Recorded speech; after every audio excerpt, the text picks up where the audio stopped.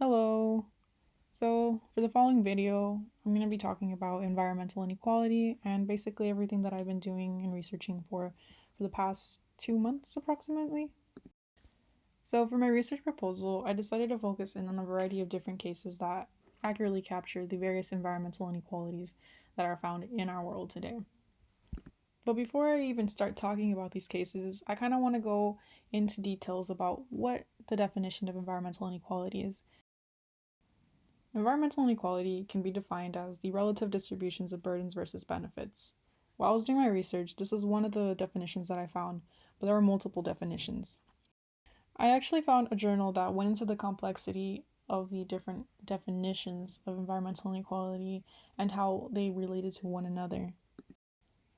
These definitions vary throughout the different lenses and perspectives, but it's safe to say that they all have some sort of unifying or central idea. That unifying or central idea is that some individuals suffer from environmental consequences a little bit more than others. Whether you look at it through the health or anthropogenic perspective, or whether you decide to focus in more on the economic perspective of it all, the definitions still tie into that same idea that there is inequality that lies between two different groups.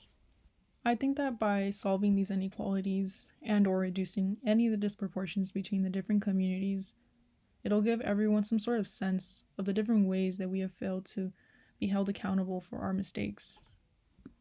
With that said, for my research proposal, I decided to focus in on the correlation between the socioeconomic status of an individual and the ranging effects of the different environmental consequences.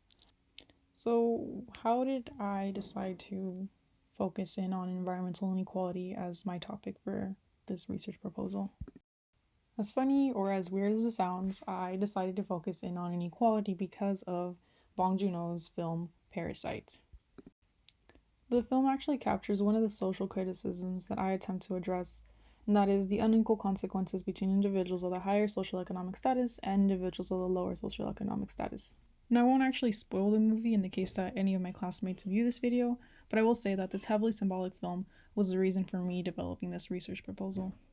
Now that I've actually gone over environmental inequality, I'm going to go into the specifics of what I actually talked about in my research proposal. So for the following couple of clips, I'm going to be drawing out the voices of the different lower socioeconomic status communities affected by the different environmental inequalities. So what I did is I grabbed a couple of books, I stacked them up like so, then I went to my sister's room and I stole her lamp because I didn't have a light, and then I stuck this in between the books and then I hung my phone. Electronic waste, otherwise known as e-waste, has been disproportionately shipped out to lesser developed areas illegally. You could take for example a small town in China named Guyu. It's an informal electronic waste dump. For the past couple of years, the US has been illegally transporting e-waste material into this town. More recently, the amount of e-waste imported into this town has decreased, but it's not safe to say that it has improved. A lot of the people that live in Guyu tend to work as recyclers. What they do is that they break down the parts, specifically the more expensive parts such as the circuit boards and the metals. What a lot of the people do and sometimes don't know is that they're being exposed to heavy metals, such as copper, lead, and mercury. These can be very toxic to the body and lead to poisoning overall, if exposed to it for long periods. A good example of this is mercury poisoning. High levels of mercury in the body can lead to cognitive discrepancy and various other cognitive related issues, which can also include motor skills. While I was doing research, I came across what is known as the Cancer Alley, Louisiana. It's an area in Louisiana lined up with petrochemical plants and refineries that release not only harmful greenhouse gases, but also carcinogens and particulate matter. In particular, PM 2.5 and PM 10 evidently have been known to cause lung cancer. People in this community tend to report higher levels of individuals with some sort of lung disease and or health problems related to these particulate matters. And those that reside in this community, they end up bearing the consequences of those that have degraded this area. One of the challenges I found while researching the various inequalities was finding relevant and trustworthy evidence to support Bong Joon-ho's social critiques in the film Parasite. While it was the reason I ended up talking about environmental inequality, it ended up becoming one of the reasons I had a lot of setbacks. The reason why it was difficult to find any research on spatial disparity is because there are a lot of variables that can be taken into account, and it's very easy to lose track of them. At the end of the day, I did end up finding articles on this topic. What I found was that there was a correlation between the socioeconomic position of an individual and their proximity to a green or open space. Individuals from a lower socioeconomic position tended to live in areas that were clustered up, such as seen in the picture above, and individuals that were part of the higher socioeconomic position tended to live in areas closer to green open spaces. What this highlights is the inequalities tied back to minority groups, which typically make up part of the lower socioeconomic status.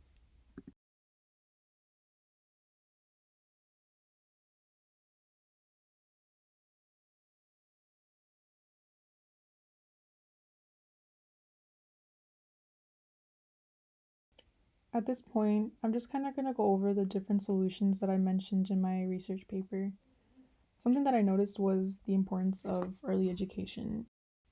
Education in general brings about awareness, and while some things can be obvious to certain individuals, not all things are obvious. For some individuals, education can bring about pro-environmental attributes, influencing not only themselves but the individuals that they interact with. There's a lot of case studies on what environmental education has and has contributed to in the past couple of years, and how it's impacted family members as well as the students themselves. And I went more into details on that in my research proposal. Alongside with that, education also plays a key role in shaping the individual's path. It helps people make proper decisions when it comes to voting.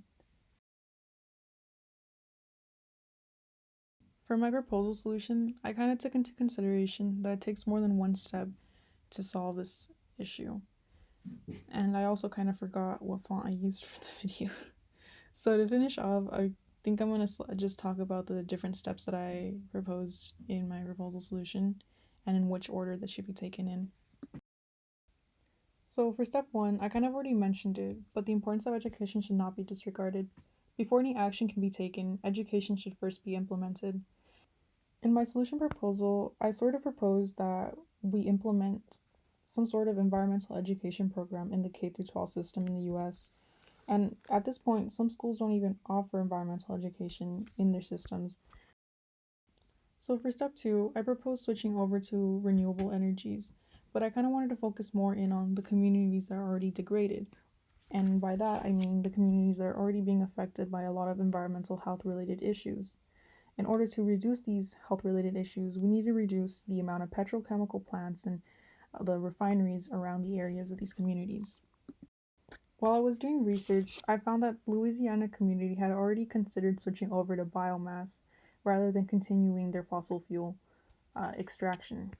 What I found was that they were going to start reusing sites that were already degraded rather than contributing to the degradation of the community.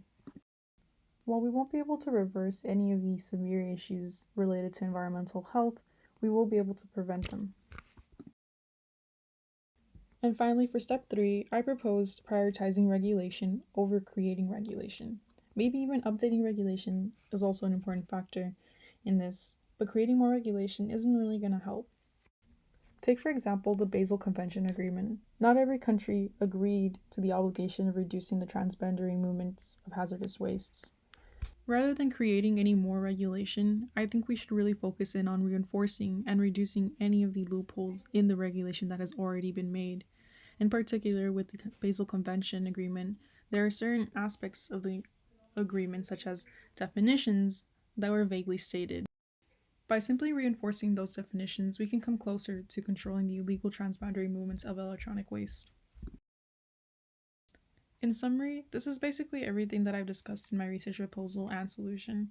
So I kind of hope that you enjoyed the video.